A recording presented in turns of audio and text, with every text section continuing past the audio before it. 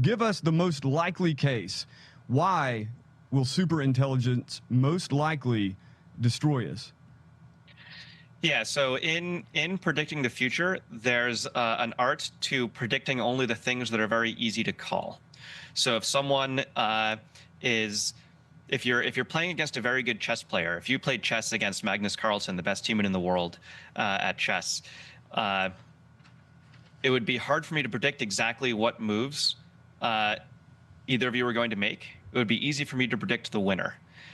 So with AI, it's hard to predict exactly how it will get there. It's easy to predict that at the end of the road, the smarter thing has won. How could AI possibly do that? I mean, even most likely scenarios are very hard there. That's a little bit like asking someone from the year 1800 to predict war in the year 2000, right?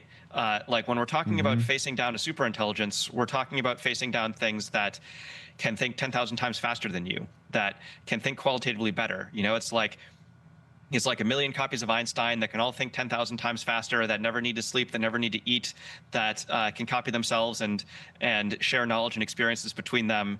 The sort of technology that those could cook up. It's not literally 10,000 times faster because there's bottlenecks that aren't just thinking things up, but constructing viruses probably would not be that hard.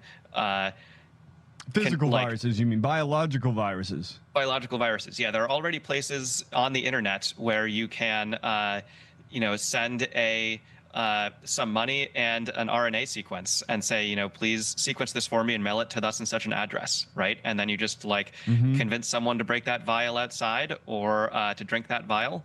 If I was a person in 1800 trying to predict what weapons they would have in the year 2000, I could make some guesses, and those guesses are all going to be lower bounds. In the year 1800, I could say, well, artillery is getting more powerful and more powerful, and I know some of the physics, and I know the physical limits say that you can make artillery that's at least 10 times as strong, right? That's true. I could tell you stories of artillery that's 10 times as strong. Then in real life, if an army from 1800 faces an army from the year 2000, they face nukes. Nukes are a little bit like artillery that's 10 times as strong, right? But they're actually quite a bit more than 10 times as strong. So I could tell you stories about AIs that think really hard, figure out a lot of what's going on inside DNA and how that works and how to make a sequence that will fool humans into thinking it's beneficial when actually it's not beneficial.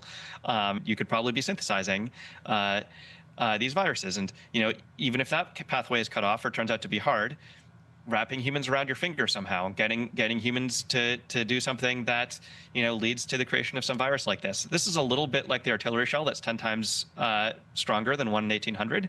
It's not really what happens. What really happens is something that seems more fantastical, that you're less sure how it could have happened. But it's really not hard for very, very smart entities with access to the whole internet to take humanity in a fight if they're trying. Really, the reason that the answer is not just they make a virus and kill us is that the difficult part from the perspective of an AI is getting its own automated infrastructure that isn't full of fallible primate monkeys. That's the part that takes some steps. Killing the humans once you have the infrastructure, if you're really trying to make a virus that can kill everybody, that doesn't seem that hard.